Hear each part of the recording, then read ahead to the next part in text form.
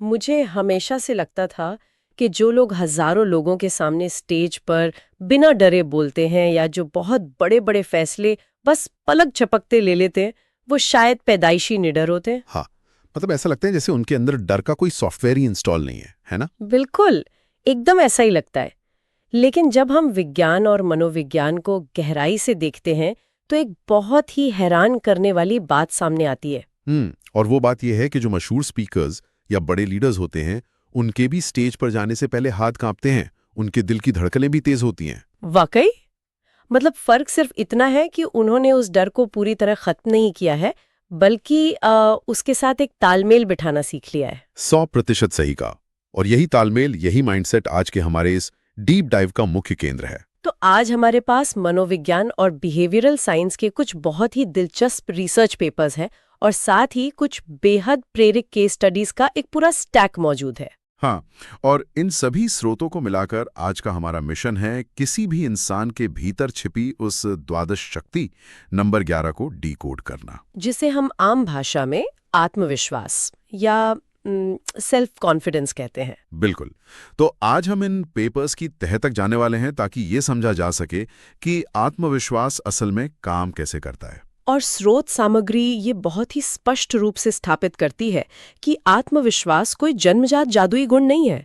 मतलब ये कोई ऐसी चीज नहीं है जो सिर्फ किस्मत वालों को मिलती है। हाँ, एक जगह बहुत ही दमदार बात लिखी है कि जिद और विश्वास ही सफलता की पहली सीढ़ी है। वही तो, लेकिन सवाल ये है कि रोजमर्रा की जिंदगी में इस जिद को एक वैज्ञानिक कौशल की तरह कैसे देखा जाए, मैं यही सोच रही थी।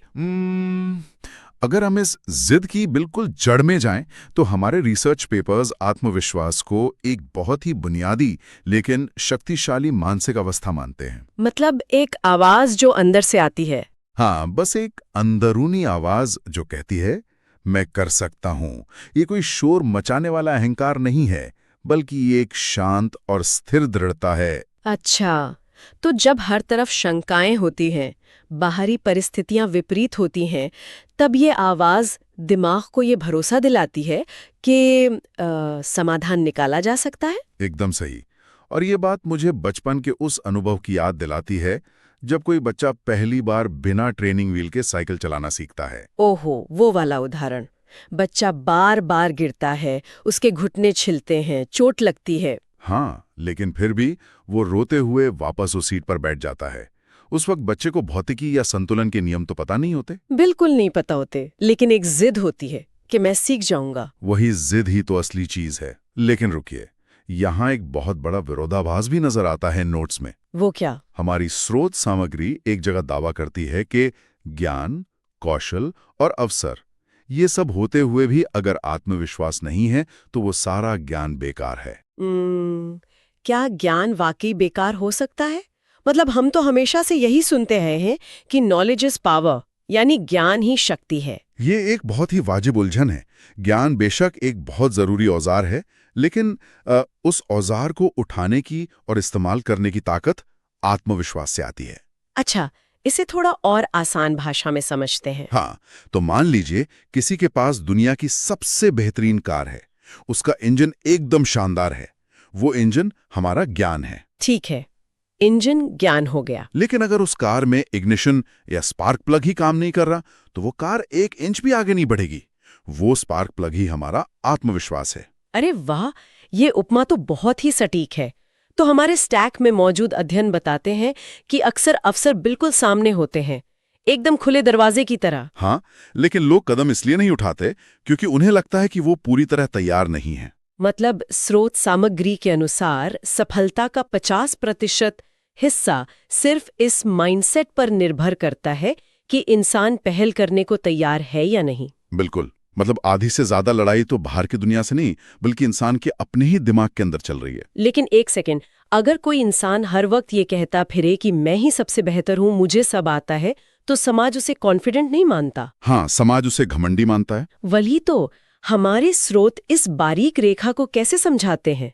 मतलब आत्मविश्वास और घमंड के बीच का असली वैज्ञानिक अंतर क्या है? ये एक बहुत ही जरूरी अंतर है और बिहेवियरल साइंस में इसे बहुत स्पष्ट रूप से बांटा गया है। घमंड की पूरी बुनियाद असुरक्षा यानी इनसिक्योरिटी पर टिकी होती है। अच्छा, इनसिक्योरिटी पर। हाँ, एक घमंडी इंसान दूसरों को नीचा दिखाता है ताकि वो मनोवैज्ञानिक रूप से खुद को सुरक्षित और बड़ा महसूस कर सके। उससे हमेशा एक तुलना की जरूरत होती है। समझ गई है। एक आत्मविश्वासी इंसान को खुद को बड़ा साबित करने के लिए दूसरों की लकीर छोटी करने की जरूरत नहीं पड़ती। तो इसका सीधा सा मतलब ये हुआ कि आत्मविश्वास का अर्थ सब कुछ जानना या सर्वज्ञ होना बिल्कुल नहीं है। बिल्कुल नहीं। असली आत्मविश्वास ये कतई नहीं है कि मुझे सब पता है। असली आत्मविश्वास ये है कि मुझे शायद ये नहीं पता, लेकिन मैं इसे सीख सकता हूँ। क्या बात है! अपनी कमजोरियों को स्वीकार करने की हिम्मत, अपनी गलतियों से भागने के बजाय उनसे सीखना और नई चीजें सीखने का खुलापन रखना, यही वो मानसिकता है जो ज्ञान को असल शक्ति में बदलती है। मतलब मुझे सब पता है की जगह मैं सीख जाऊंगा का नजरिया, ये वाकई बहुत ही तार्किक और ताजा नजरिया है ना? लेकिन अगर ये इतना स्वाभाविक है, जैसे वो साइकिल चलाते बच्चे में था, तो इंसान बड़े होते होते इस प्राकृतिक आत्मविश्वास को खो क्यों देता है?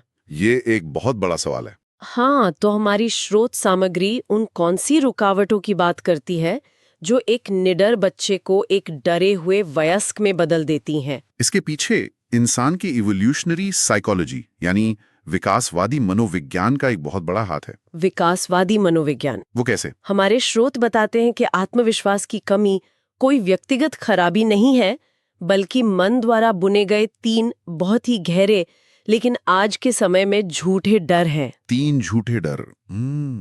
इनमें सबसे पहला डर कौन सा है? सबसे पहला और शायद सबसे आम डर है, लोग क्या कहेंगे। ओहो, ये तो जैसे आज के समाज का और खासकर इस सोशल मीडिया के दौर का सबसे बड़ा रोग है। एकदम सही कहा। हर इंसान इसी सोच में कई काम शुरू ही नहीं कर पाता।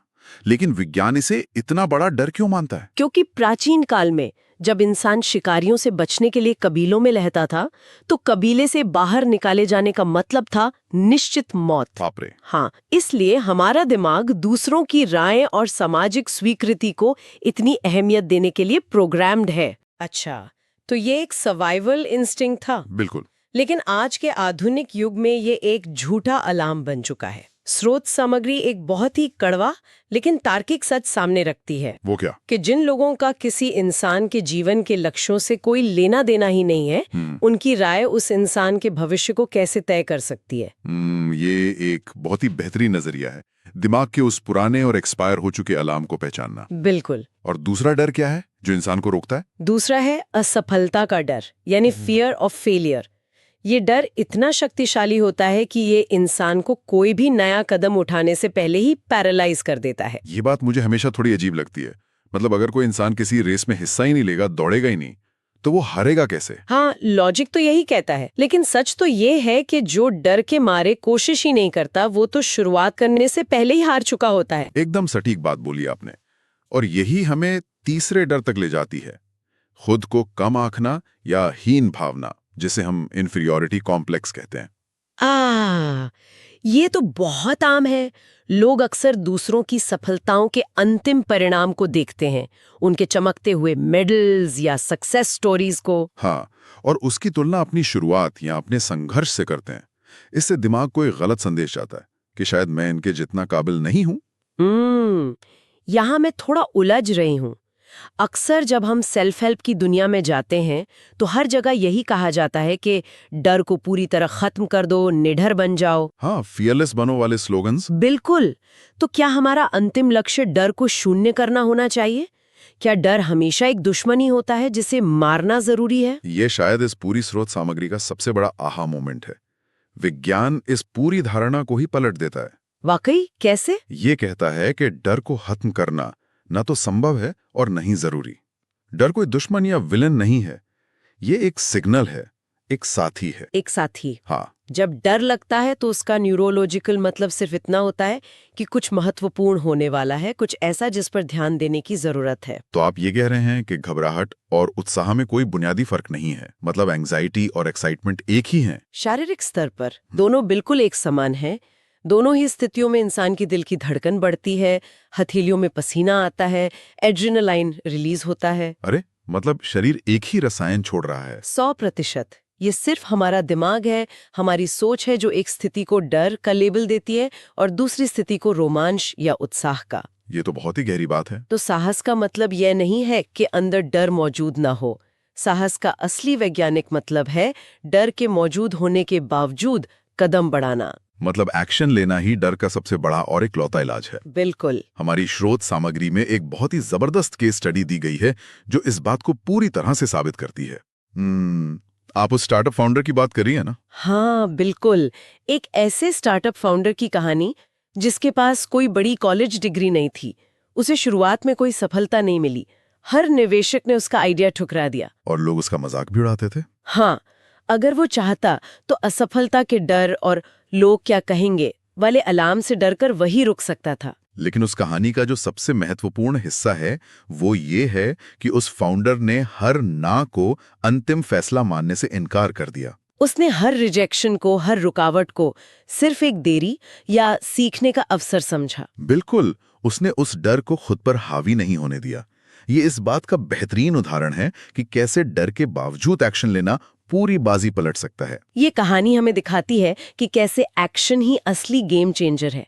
और इसी से हम अपनी चर्चा के उस हिस्से की ओर मुड़ते हैं जहां हम ये समझेंगे कि इस आत्मविश्वास का निर्माण कैसे किया जाए। हाँ, इसे एक आदत में कैसे बदला जाए। हमारी स्रोत सामग्री एक गोल्डन रूल यानी सुनहरे नियम की बात करती है।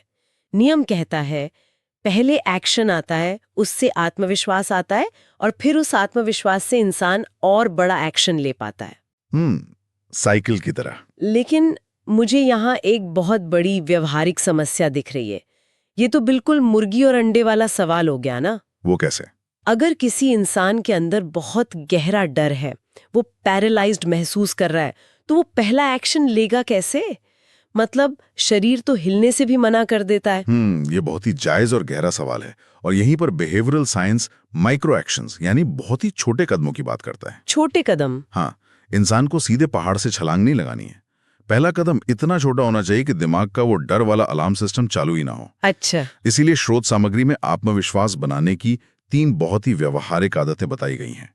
पहली आदत है रोज एक नया और थोड़ा असहज करने वाला काम करना। इसे अगर हम एक इलास्टिक बैंड के उदाहरण से समझें, हाँ, हमारा कंफर्ट जोन उस रबर बैंड की तरह होता है। हाँ बिल्कुल।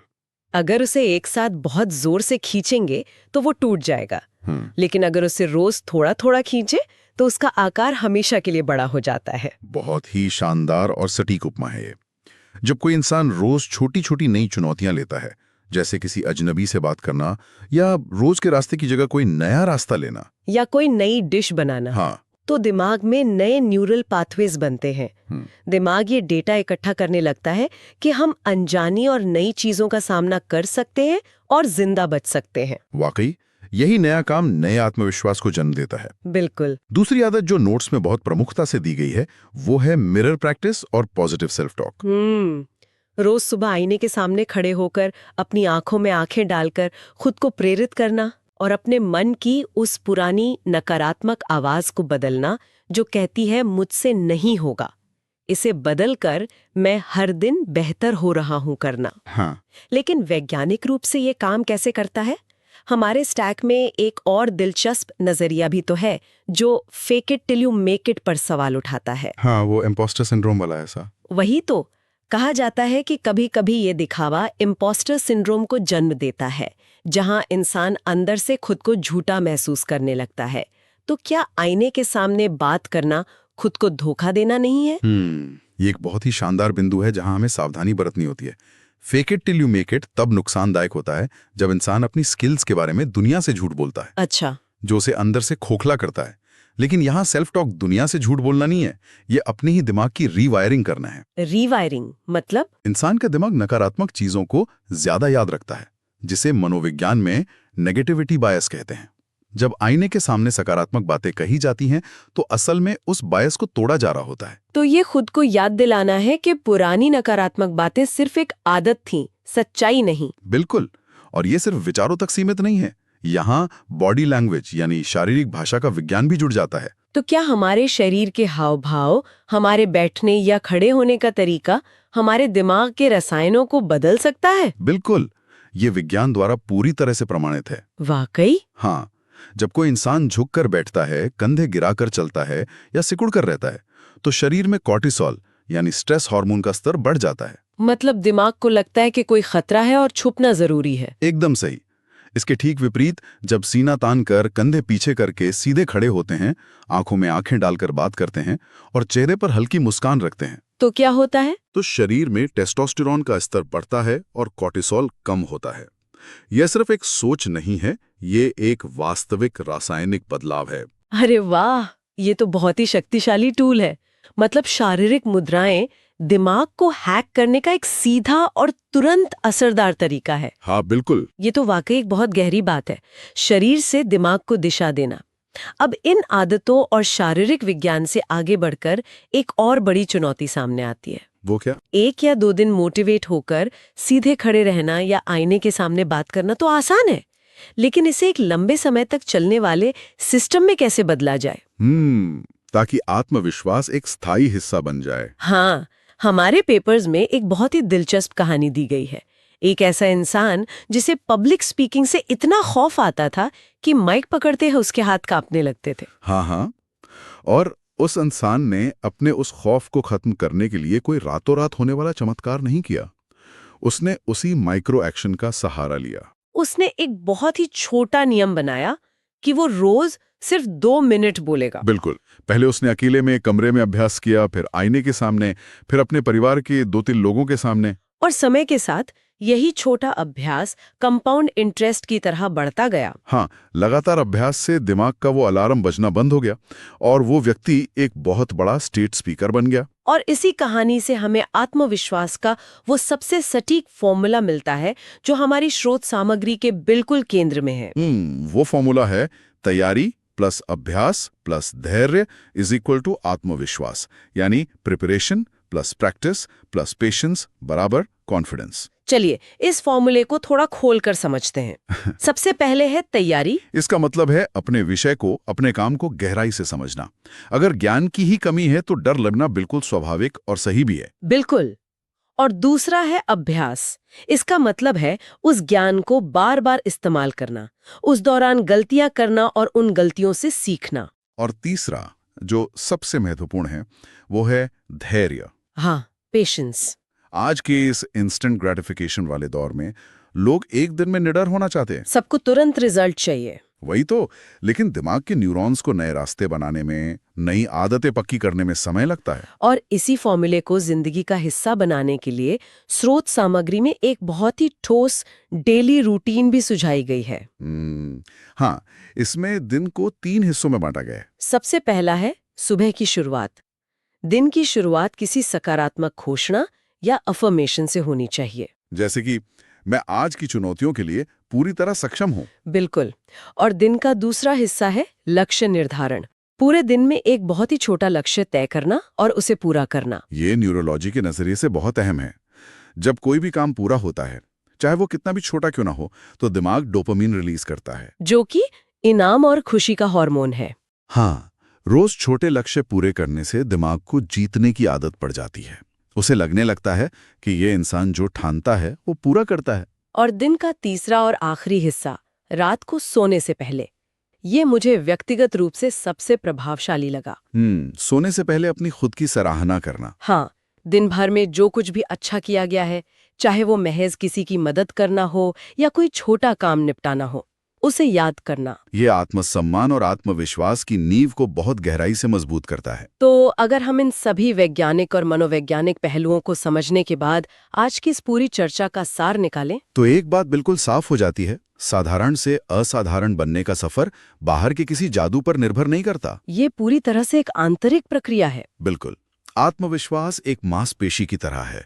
जितना इसका इस्तेमाल होगा, रोजमर्रा की जिंदगी में जितनी इसकी कसरत होगी, यह उतनी ही मजबूत होगी। वाकई, चाहे वो डर को एक दुश्मन के बजाय एक संकेत की तरह देखना हो, नए और बहुत छोटे कदम उठाना हो, शरीर की मुद्रा को सही रखना हो, या रोज की छोटी छोटी जीतों का जश्न मनाना हो। हाँ, हर बार जब हम उस पुरानी आवाज को दरकिनार करते हैं जो कहती है लोग क्या कहेंगे, तो हम असल में अपने आत्मविश्वास की इमारत में एक और मजबूत ईंट रख रहे होते हैं। एकदम सही। और जब कोई इंसान खुद पर यकीन करना शुरू कर देता है तो फिर बाहरी दुनिया के पास भी उस यकीन को मानने के अलावा कोई और विकल्प नहीं बचता। ये एक बहुत ही सशक्त निष्कर्ष है।